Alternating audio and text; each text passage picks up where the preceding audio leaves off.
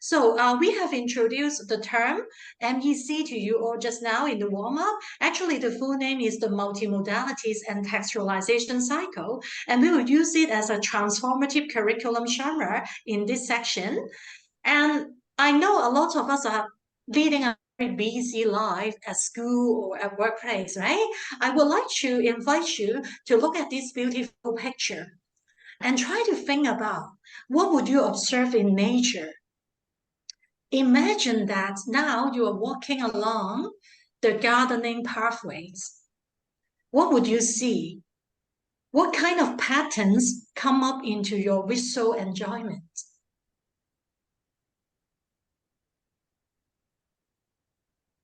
And after the imaginary garden, I want to share what I observed in this visual image of gardening. As a teacher, we are all very busy, no matter facing our students or the school assessment requirements or in terms of curriculum design. So a lot of us like Hong Kong as a city, we try to help our students to reach a lot of targets, just like a farmer want to plant something. However, this kind of gardening sometimes will also lead us to a kind of monolingual perspective. We may want our students to enrich their understanding of the target language or target content just through the medium of instruction. For example, EMI, English as the medium of instructions in higher education, we try to regulate English-only policy for curriculum genres and also pedagogical practice. Very often, we try to drill our students to get better exposure to English only and think that if we give them only English as the choice of communication, then they will get improvement. However, is it really true in real practice? We are going to explore what kind of process approach would try to help us to understand the communicative repertoires embraced by plurilingual, pluricultural teachers and students, and how we can make better decisions in terms of teaching and learning and assessment in higher education. So I'm now passing the time to Angel for explaining some theoretical lens first, and please enjoy the sharing first. Thank you, Angel. Yes, I'll try to bring in the theoretical resources. I'm sure you have heard of translanguaging and a languaging view. And these are the most recent theoretical lenses that we can bring to our classrooms and to our teaching and learning, understanding our teaching and learning. Next slide, please. Next. Now, traditionally, we think of second language acquisition. We use the metaphor acquire acquisition, like you have a treasure box, your mother tongue, and you think of acquiring L2 as another box, and then L3 another box, and then you are accumulating, stacking up your boxes of languages. Now that's a very static theoretical view. I would say this view have got lots of recent theoretical critiques of this bounded code view of languages. Instead, we have a more dynamic languaging view, languaging, adding the ing, making it a process, a dynamic process. So languaging, what is meant by languaging is it is the way of making meaning using the resources, using the semiotic resources. This view, unlike the bounded code view, adding L1 as one bounded system, another L2, another L3, we're just stacking up the boxes, is much messier because we have more chunking and clustering of features. I have to thank her, Dr. Pei Changhe.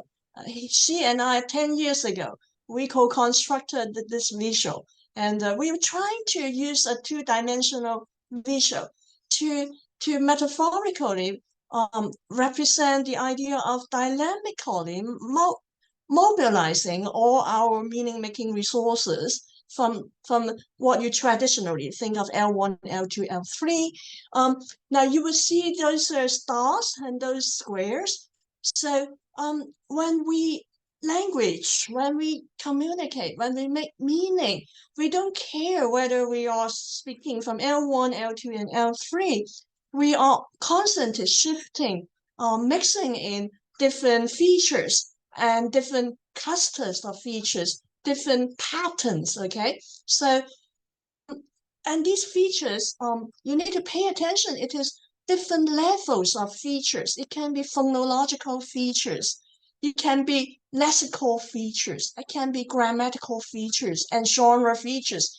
So you would think, oh, I'm just speaking English. But then actually you are superimposing the genre features. If you are doing a science lab report, you are doing the same genre in your so-called L1, L2, L3.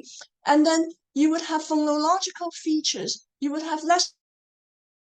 And when you think of the holistic repertoire, instead of compartmentalizing your semiotic resources, your meaning-making resources into the boxes of L1, L2, L3, you would find that it's much more dynamical as we are doing it. You also have the gestural features, the multimodal features that we mobilize all at once. So this is a more dynamical view of communication, of meaning making, of meaning construction.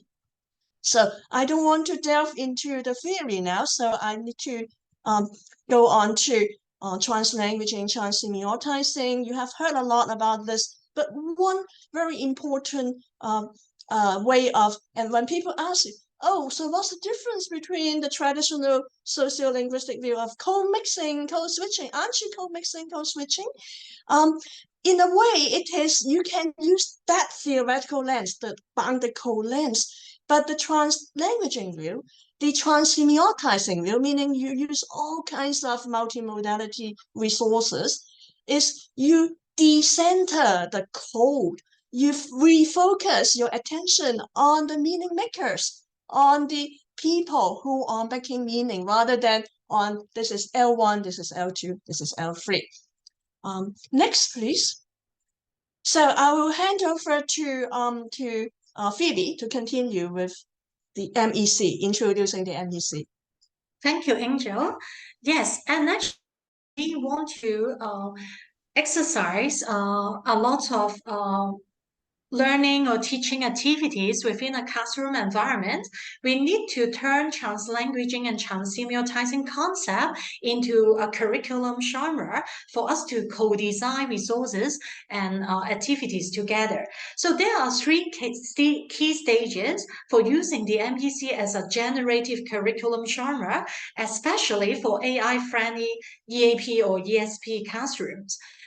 For example, at stage one, we try to create a rich experiential context for a topic.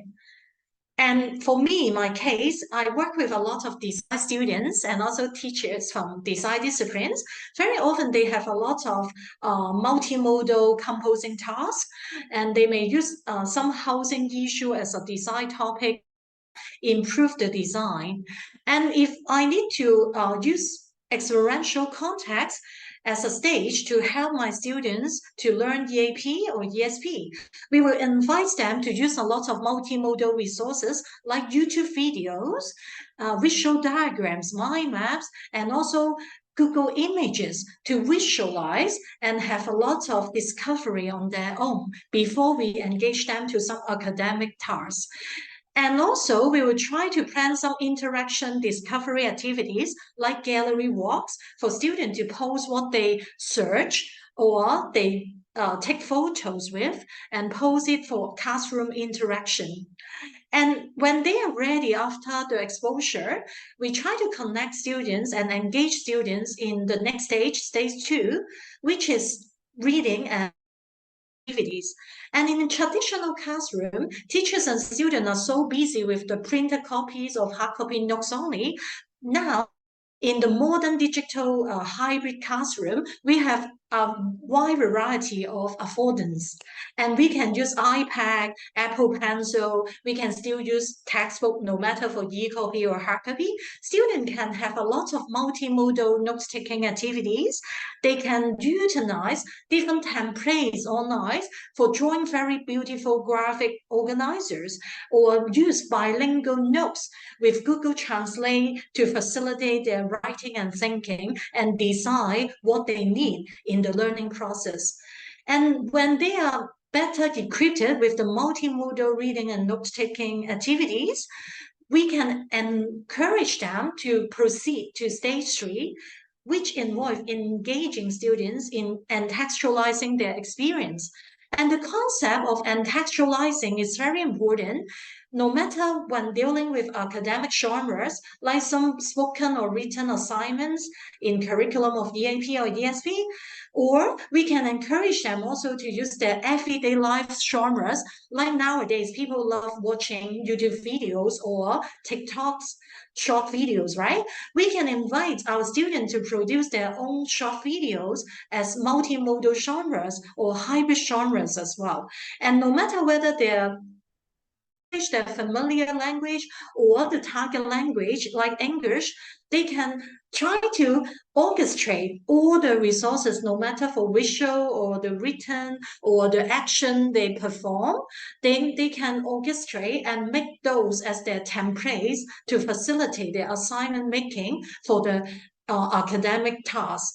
And there can be sentence frames co-produced among students as well. So to sum up the 3 stages, it resonates very well with the generative nature of AI. And you can see that I childhood toy to visualize the process. And it's like a rainbow frame we use for fun.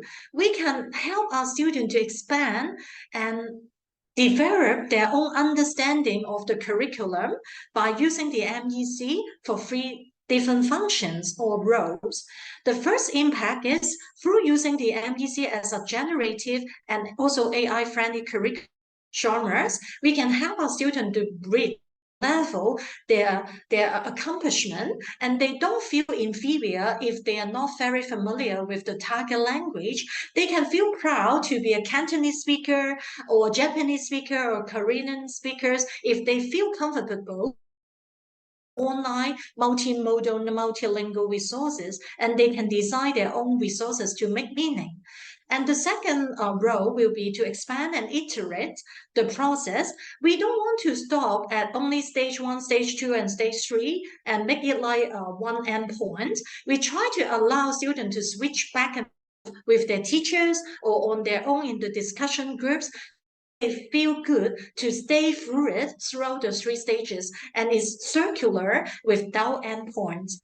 And the final role will be using the MEC as a curriculum genre for generative power will be empowering our students to leverage and transform the understanding of content and also the language development.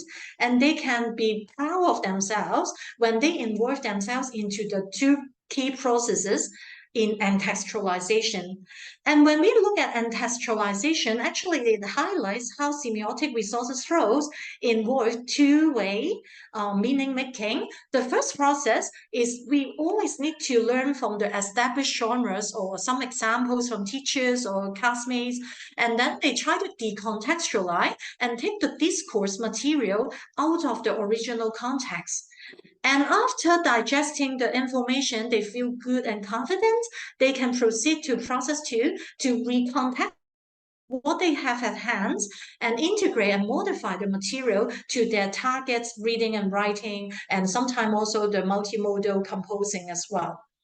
So in the following section, I want to share with 75 bi or trilingual students from the design discipline, and they enrolled in my course of a 13-week English curriculum in Hong Kong, and we tried to investigate the curricular and pedagogical use of the MEC together for EMI higher education. And I have developed 2 research questions to focus on some special issues that may be relevant to a lot of you as teachers or researchers as well. My first research question would be, what kinds of semiotic resources will be introduced to a tertiary EMI classroom if I use the MEC as a generative curriculum genres? And the second question, I focus on checking out what roles would translanguaging and trans-semiotizing play in transforming AI-friendly DAP or ESP classroom. And with these objectives, I aim at supporting my students from 4 subdisciplinary practice, ranging from advertising, visual communication, environmental interior design, to moving images design. They are different subspecialism within the design school of my research site. And the second objective will be leverage the everyday alive, familiar life meaning making resources like wordings, photography skills, computer graphics, and freestyle sketching and drawings. Those are very cherishable resources for my students in Hong Kong. They should feel proud to use them for even academic curriculum and genre development. And the third one the goal will be promoting ethical and dialogical multimodal composing for assessment and learning tasks in EAP and ESP. Because a lot of our teachers' meetings nowadays involve AI discussion, I want to include this in the curriculum planning. And because of time, I can't show all the data collected in my case study. There are 3 class groups, they have different class size and different weekly schedule. But I will use one class group as an example to talk about one example of assessment and learning with the MEC. And you can see that I choose design board as an example. Actually, they have the written components for writing a reflection, but before that, they will do a multimodal composing task to talk about a social issue first. And then in the process, my student will search a lot of online information. They can listen to the videos. They can create their own images. They can be human-centered when addressing some, social issues in Hong Kong. And for grading and feedback, because all students want to get higher marks for official assignment, and our use of the MEC is not just for fun. We also try to help them to design their own resources for meeting their assessment criteria. For example, students will try to organize the content of the design board multimodal composing to understand a social issue in a better way. And then they can stay creative to use a lot of multimodal resources to visualize what they experience in the information search, and then also they can develop their critical thinking through writing the reflection with their language skills and also the vocab skill display. And I want to visualize what are the key stages we experience with the MEC. For example, we just mentioned about MEC stage 1 to create a rich experiential context for a topic.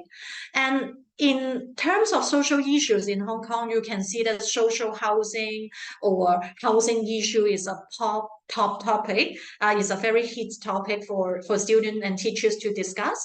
That's why we try to address some multimodal videos from YouTube, and we can discuss the conversation with subheadings and subtitles in multimodal way, and also with multilingual aspect, because on YouTube you can take a lot of subtitles language choices. And also to encourage my students to read more, we don't confine them to just reading English article. Of course, they can choose Chinese article to read to know about housing or how AI helps solving the housing issues. Another software that I introduced to my classroom with design students will be the natural reader. We try to build up the heterographical becoming awareness for them to use different sound or audio visual equipment to help them to enrich their knowledge making experience. And that's why feel free to use some AI tools to help your student to turn text to speech and let them listen to their speaking tone with their favorable voices or different cultural aspect of languaging. And also because we need to encourage students to do multimodal note-taking or note-making, we try to give them example from the professional bodies like Greenpeace in Hong Kong, 綠色和平. They have visualized what is a design board through showing a topic called polluted soup.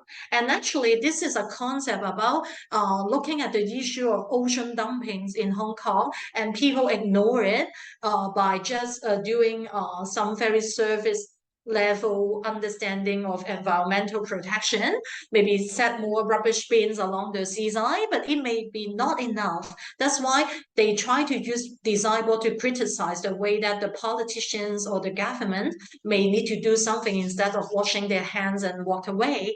And all this experience actually can help my students to enrich their understanding of the MEC and also what they need to do in design board co-creation. And then they try to use mind map with AI technologies. They can list out their prompts and then get more ideas with the dialogues with AI, and then they can have dialogic scaffold by drawing their own visual diagrams or graphic organizers in their preferred styles with Cantonese writing, Chinese writing, and also the use of colors and symbols.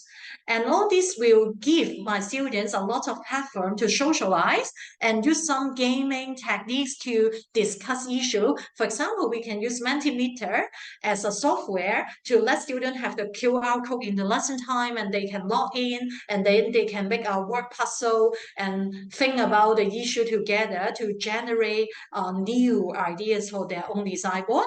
And at the final stage, students are encouraged to contextualize what they experience into some academic assessment tasks like design board for cage home. And this is a student example showcasing how my students use the photography skills and also use the backdrop of a rusty wallpaper to let the reader understand their concern about hygiene or some issue about isolation and alienation for cage home residents from the society level. And then also another student example here show how my student of design discuss the topic of eligible bachelor, because a lot of my students are facing a lot of social discussion from the social media about marriage or dating or courtship. Some students are curious about why there are so many cases of eligible bachelors nowadays in Hong Kong. And then in their design board, they can make some points to brainstorm the reason, and then also they add a lot of cute cartoon characters they select and then make it very girly or very stylish to present their own identity and also their understanding towards the issues as well. And I want to pass back the time to Angel, because maybe you will say, okay, we finished the assignment submission. As a teacher, we've done our job. We should keep marking and then give marks to students and say goodbye to them. But Angel has another perspective about using the MEC, and I will pass the time to her now. Thank you, Angel. Yes, in society, everywhere there is hierarchy. I mean, we are not living in a non-hierarchical world. In the classrooms, there's also hierarchy, right? The teacher, the students. But with the MEC, our aim is to say that the cycle doesn't have an end point. Even though we say we have stage 1, multimodality stage, stage 2, textual reading and note-taking, and stage 3, contextualizing your experience, your knowledge in a kind of a target genre, target language, and we artificially constrain the space to make it the output, push output in the target language, in the target genre and register. And yet we want to emphasize the process of iterating the cycle so that the endpoint is not the target language, so that we try to subvert the hierarchy in a lot of EMI classrooms where you think, oh, we use multimodalities, we use your first languages, your resources, just to scaffold you to learn the target language. Yes, you can think of it that way. I won't deny that many teachers think of it that way. But our goal is to say that in our MEC, we want to iterate the MEC to say that this is not the end point, and the target language is not higher than your familiar resources, your community languages, for example. And we just say it is just one stage in the lifelong process of learning. Next, so I'd like to introduce to you this concept of fractal pattern. This is the first time we present this concept to our audience. The MEC has been in use for almost 8 years, 9 years, since 2014, 2015. And now I'm considering fractalizing it. So I will try to explain what is meant by a fractal pattern. The next slide, please. Oh, this is okay. I'll let Phoebe talk about the research findings, and I'll add the theorizing later. So Phoebe, over to you again. Thank you, Angel. And yes, because fractalizing is a new concept to us all, that's why Angel will go back to the details very soon. And then when we introduce the embedded nature of MEC patterns, we try to guide you to the individual and groups level of using MEC together. And then there can be ways to do multimodal representation and also extend your understanding of what do we mean by MECing all the time. And as I showed you before, you can see that we show that students have a lot of dialogic scaffold from time to time. They have different teaching and learning and co-becoming development throughout the process. And that's why even if we are now using AI technologies in classrooms and also other educational settings, it doesn't mean that we all can take good rest and let AI do everything for us. Instead, we try to use AI in EAP, ESP with the MECing concept as fractalizing experience to reaffirm tertiary student sociocultural identities, like my design majors in the EAP classrooms, okay? And they are all very lovely, creative students. I want to help them to reclaim their plurilingual, pluricultural voices, encourage guided access, and then sustain AI-friendly creative learning environments together and transform the co-creating or integrative process together in the assessment and learning. So, like Angel has mentioned, when we use the MEC, although I talk a lot about tertiary education, I know a lot of audience may be teachers in primary school and also secondary school. There are different published examples and paper from Angel and also other researchers like Amy and also April and Dr. Unilo and and they are all doing it across different regions. And I would like to invite you to read the references later. And then when we do MECing, remember it's not a monotonous lesson planning template. We try to integrate MEC with a lot of multimodal gadgets and also AI technologies. You can make it very dynamic and also fluid in the curriculum design and also assessment design as well. And Angel will try to dig deeper into the notion of MECing because she wants to deepen the theorizing. And I will now pass back the time to Angel for the explanation. Thank you. Actually, I got this inspiration from Phoebe some years ago. One day, Phoebe told me last night she had a dream. Okay, she dreamt of a lot of MECs, a lot of little cycles, MECs, okay, all over her room, okay. And then, oh, that got me started thinking, right, MEC shouldn't be a static lesson planning template. Of course, you can use it as a lesson template. Of course, I don't object that. But it shouldn't be just that. It can be a starting point. And she said she dreamt of riding a bicycle, MECing, and lots of MECs along the journey. Okay. So then I also started to notice there is a fractal pattern in nature. I need to introduce this idea of fractal pattern. What is a fractal pattern? Some of you in the audience might have already heard about this. It is very, very pervasive, prevalent in nature. A fractal pattern is a complex shape that can be split into parts, and each of which is a smaller scale copy of the whole.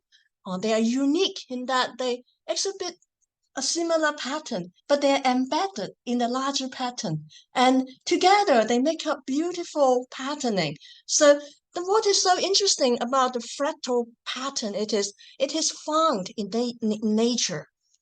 And it is also found in different cultures as an artistic design. That is, you have patterns within patterns.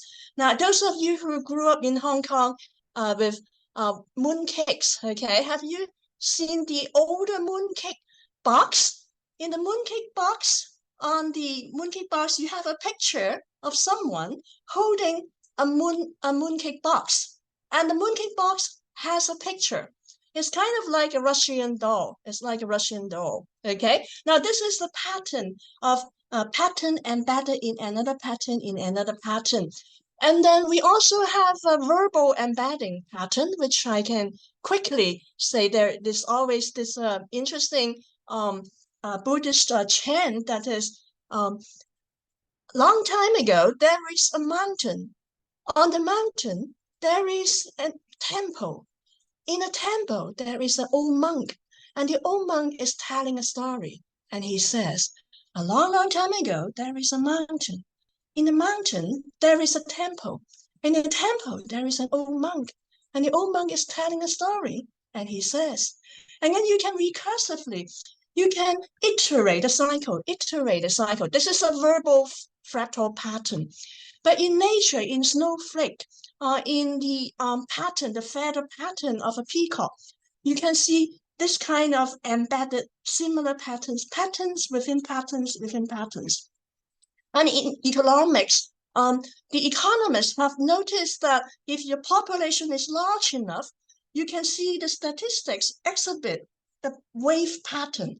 And the wave pattern, they have smaller wave patterns embedded in the larger wave patterns. Anyway, to make a long story short, it is the fractal patterning is a way of theorizing the MEC to indicate that the MEC is leading from, is a flow. It is leading to infinity, okay? It is MECing. Next slide, please. So what do I want to say is within stage 1 of the larger MEC, you can find students doing smaller MECs. And you can find that within stage 2, you can also have smaller MEC, making up the stage 2 and stage 3. Now, why is this important to fractalize our theorizing of MEC?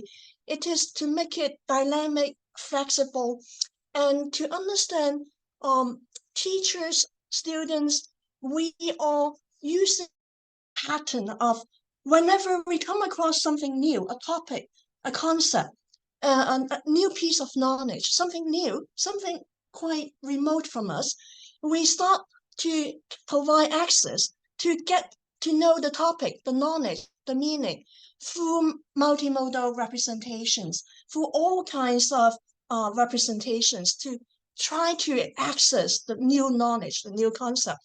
But once we a little bit more comfortable, and it is a process of not just multimodal, but also embodiment. That is, we need to feel that this concept is not alien.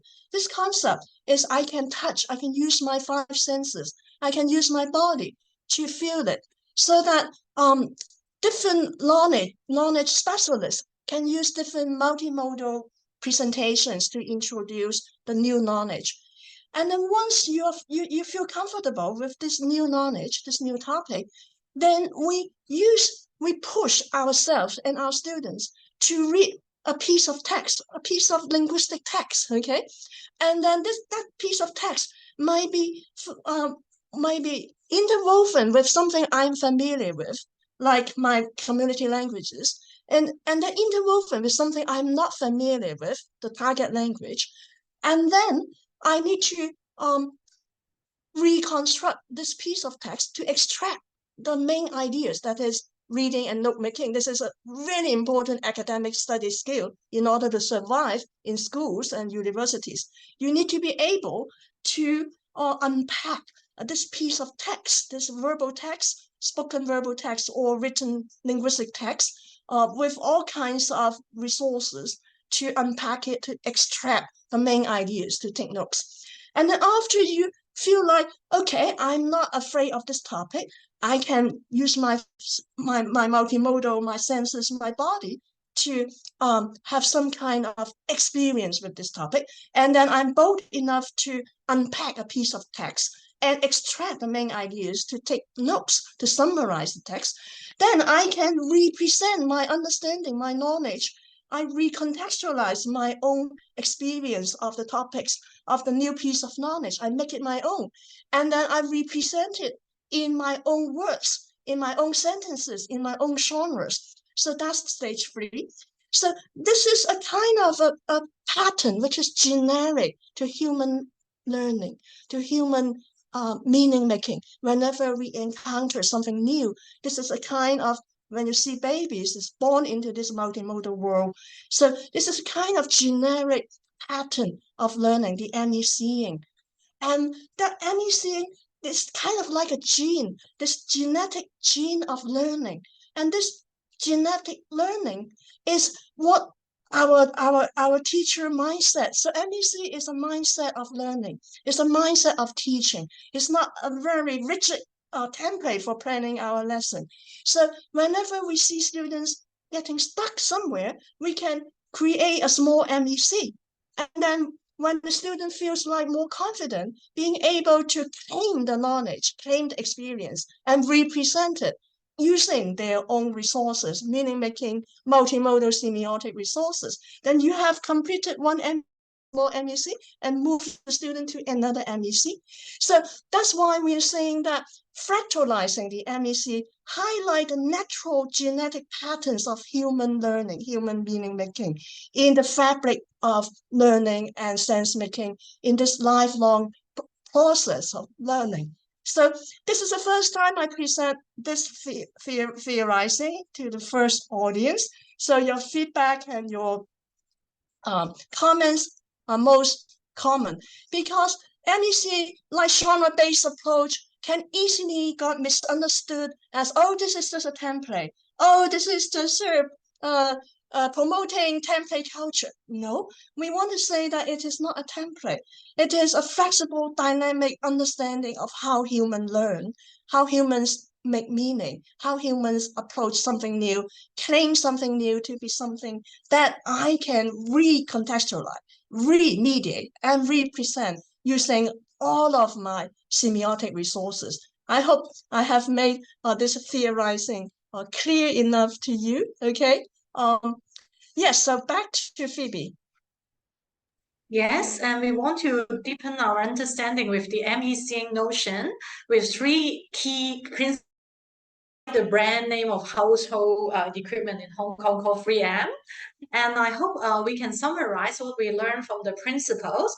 The first principle is when using MECing, not just as a curriculum template, and we try to use it as a tool to motivate students to master multimodal and multilingual meaning making, and they understand it as a process, and then they understand that they can get very good or fluid access to AI accessible or AI friendly EAP or ESP trainings, and involve the representation of the target language textual meaning making with different combinations of everyday life resources and genres. And remember, because this is MMSIG seminar, we focus also a lot on the multimodal resources, and we include multimodalities in the learning experience. Second principle, in terms of multimodal meaning making, remember to multiply meanings through verbal and visual semiotics. As language teacher or English teacher like me, I always face a lot of deadlines and then want to push my student, and my design student want to just ask a question, how many words, Phoebe, do you need me to submit for this essay? So to my student, if I just focus on the written aspect of language, then they will just look at how many paragraphs, how many words, how many citations. They will all turn it into quantifiable numbers. However, if we try to use MEC as a learning experience process, as live learning process, we try to multiply meanings through verbal and visual combination and make it better understanding of social semiotics. And we don't have time to read the citation from Lamke.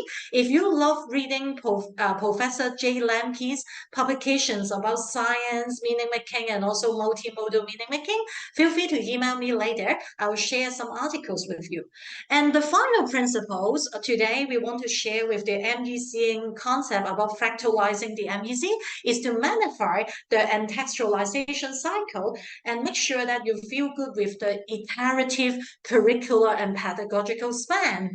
Don't feel bad and think that, oh, I'm running out of time and I haven't finished all the cycling process. It means that I'm a bad teacher. I'm poor in time management and class monitoring management. No, don't think it this way. Encourage your student to move on and have their own personal time with the MEC. And they can go back to the 3 key stages with their mobile phones, their online learning tools like Padlet, or Moodle or Blackboard, and keep communicating with other MEC cyclers.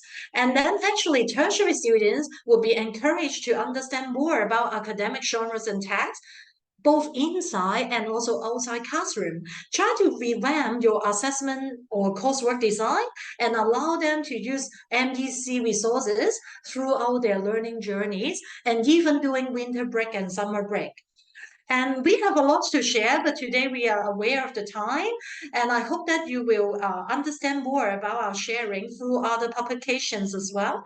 And I'm sure that we want to further develop the fractalizing concept into some design-based research under Angel's mentorship or other collaboration with researchers from around the world.